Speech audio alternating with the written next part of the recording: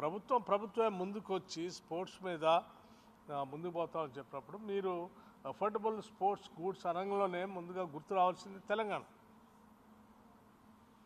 Unfortunately వాళ్ళు announce చేసిన దాంట్లో ఎక్కడ తెలంగాణ కనపట్టలేదు. అట్లాగే ఆరెంజ్ ఎకానమీకి సంబంధించి కూడా మాట్లాడారు. ఆరెంజ్ ఎకానమీకి సంబంధించి మాట్లాడుతూ మీరు సెంటర్స్ అన్నీ కూడా ఇటు బాంబేలో లేకపోతే ఇతరత్ర ప్రాంతాలకు షిఫ్ట్ చేయడం కోసం ప్రయత్నిస్తారు. ఆరెంజ్ ఎకానమీ అంటే audio, video, gaming and comics లాంటిది. Audio, video, gaming and comics లాంటిది మీ అందరికి తెలిసిందే. హైదరాబాద్ నగరము ఈరోజు ఆడియోకి కానీ, వీడియోకి కానీ, గేమింగ్ కానీ, కామిక్స్ కానీ it has become a biggest centre.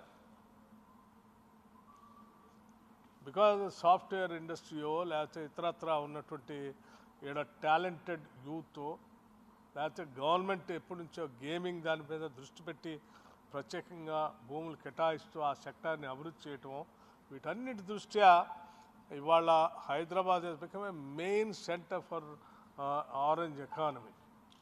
అటువంటి ఆరెంజ్ ఎకానమీలో కూడా మీరు హైదరాబాద్ దృష్టి పెట్టకుండా ఎక్కడో బాంబేకో లేకపోతే ఇతర ప్రాంతాలు తీసుకొని పోయి ఈరోజు ప్రయత్నం చేస్తూ ఉంటే తెలంగాణ ఏం తప్పు చేసిందని మీరు తెలంగాణ మీద ఇంత ఈ రకంగా న్యాయం చేయకుండా ఆలోచన చేశారో నాకు మాత్రం చాలా బాధగా